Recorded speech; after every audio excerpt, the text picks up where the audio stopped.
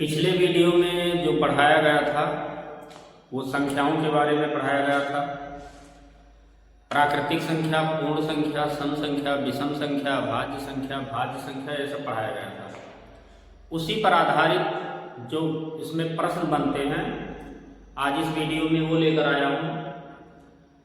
इसको देखने से पहले अगर आप हमारे चैनल पर नए हैं तो हमारे चैनल को सब्सक्राइब करिए। चलिए देखते हैं। बहुत अच्छे टॉपिक रहते हैं, क्वेश्चन बहुत छोटे छोटे रहते हैं, बस देख लेने पर ही आंसर पता हो जाएगा।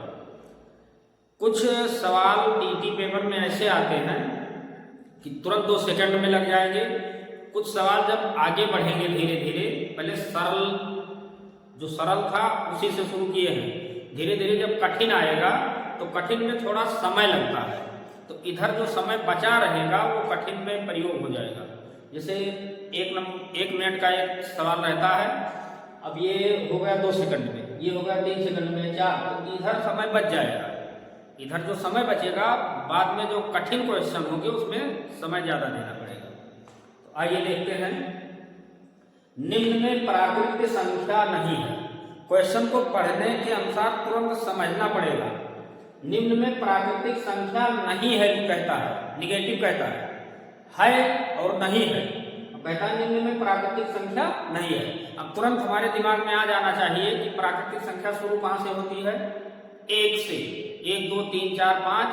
अब 1 के अलावा 1 से बड़ा जितने भी अंक हैं वो सब प्राकृतिक संख्या में आएंगे। 1 से छोटा जो अंक लिखा रहेगा वो प्राकृतिक संख्या नहीं है। तो लिखा है 11 9 0 6। तो कौन सा ऑप्शन करेक्ट है? 0। कौन सा ऑप्शन करेक्ट है? 0। 0 पर टिक कर दीजिए। अब दूसरा प्रश्न है, सबसे छोटी सम संख्या। अब तुरंत कल बताए थे सम कहां से शुरू होता है? 2 से। 2 4 6 8 10। तो सबसे छोटी कहां से शुरू होगी? 2 से।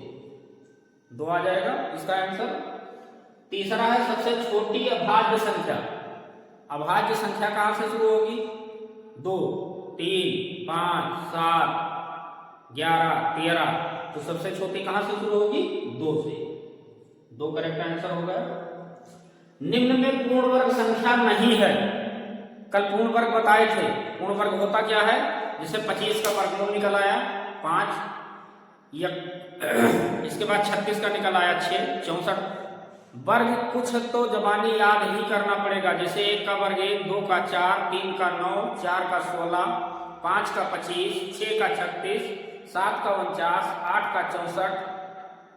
ऐसे 10 का, 11 का, 12 का, कम से कम 15 तक का वर्ग जबानी याद होना चाहिए। 12 का 144, 13 का 169, 14 का होगा, 15 का होगा 225। अब इसमें पूछ रहा है निम्न में पूर्ण वर्ग संख्या नहीं है। अब देखिए 144 का वर्गमूल निकलता है 12 होता है, पूर्ण वर्ग हो गया। 25 का वर्गमूल निकलता है, ये भी पूर्ण वर्ग हो गया। 225 15 15 ये 225, इसका भी वर्गमूल निकल आता है।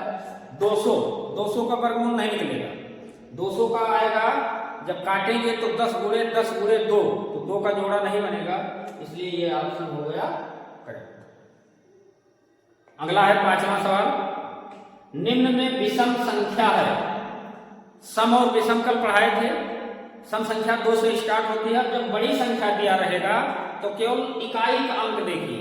अगर इकाई का सम है तो वो संख्या सम, इकाई का विषम है तो संख्या विषम। तो निम्न में विषम संख्या है। ये सम संख्या हो गया, ये सम संख्या हो गया, ये सम संख्या हो गया, बचा क्या? 425। 5 क्या है? विषम संख्या। इसका आंसर होगा 425। इसके बाद सबसे छोटी पूर्ण संख्या। अब पूर्ण संख्या कहां से शुरू होती है? 0 से। पूर्ण संख्या कहां से शुरू होती है? 0 से। तो सबसे छोटी आ जाएगी 0। इतना ही क्वेश्चन इन संख्याओं से बन सकता है, इसी में से आता है। अब आगे हम बताएंगे। अभी धीरे धीरे बहुत सरलता से देख रहे हो। स्थानीय मान, अंकित मान, संख्या था, ये सब जो आता है टीटी में कक्षा 1 से लेकर 5 तक जो गणित रहता है या 6 7 8 में रहता है वही आता है। बहुत लंबा नहीं पूछता है, और बहुत लंबा पूछेगा तो उसमें समय देना व्यर्थ है। बहुत लंबा जब पूछेगा तो समय बहुत दीजिएगा तो क्वेश्चन छूट जाएंगे। तो इसे स्थानीय मान निकालने के लिए लिखा 7995। पहले अंक को कहते हैं इकाई, दूसरे को दहाई, उसके बाद सैकड़ा, इसके बाद हजार।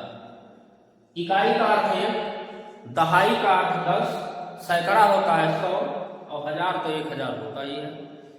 स्थानीय मान जब निकाला जाता है तो जैसे 5 का स्थानीय मान निकालते हैं तो ये गिनती जो है यहाँ लिख देते हैं, गुणे जिस स्थान पर रहता है उससे गुणा करते हैं। मान लो इस स्थान पर है इकाई, तो इकाई का अर्थ बताए हैं 1 से गुणा हो जाएगा तो 5 कम 5। ये पढ़ा रहे हैं तो बता रहे हैं ना, वैसे जबानी हो जाएगा। अब 9 का अगर निकालना है तो 9 गुणे किस स्थान पर है, दहाई। अब दहाई का अर्थ है 10, तो इसको 10 से गुणा कर देंगे तो आ जाएगा 90। इसी प्रकार 6 का अगर निकालना है तो 6 गुणे सैकड़ा की जगह पर है 100, ये आ जाएगा 600। ओके। इसके बाद 7 का निकालना है तो 7 गुणे 1000 मतलब 1000 से गुणा होगा तो आ जाएगा 7000।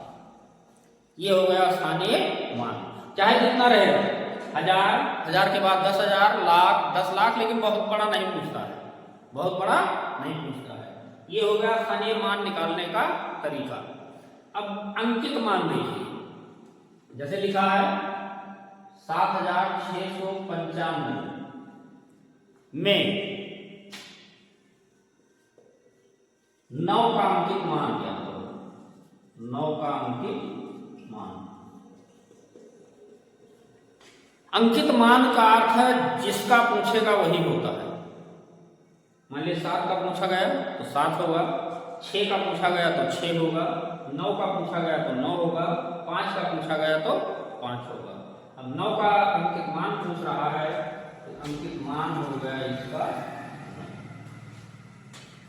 अब इससे जो टीटी में प्रश्न बनता है वो देखिए, 2824 में 8 के स्थानीय मान व अंकित मान में अंतर। ये पूछता है कि स्थानीय मान और अंकित मान में अंतर या योगफल दोनों पूछ सकता है। तो 8 का स्थानीय मान निकालेंगे, अंकित मान 8 ही रहेगा और घटा देंगे, बस अंतर आ जाएगा।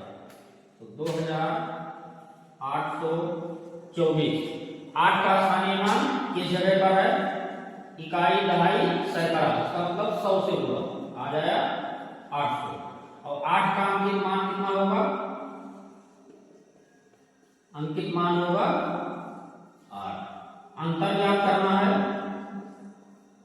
तो 800 माइनस 8, घटाने पर कितना आ जाएगा 792। ये ऑप्शन में मिल जाएगा 792। अब अगली वीडियो में संख्याओं की विभाज्यता के बारे में पढ़ाएंगे। कौन संख्या किससे कटती है वो भी आता है, 3 से, 2 से, 5 से, 7 से, 9 से, 11 से। 11 तक का बताएंगे, 11 तक ही आता है, ज्यादातर आता है 3 से और 5 से, 7 से भी कभी कभी आ जाता है। तो अगली वीडियो में फिर मिलेंगे। धन्यवाद। इसका स्क्रीनशॉट ले लीजिए।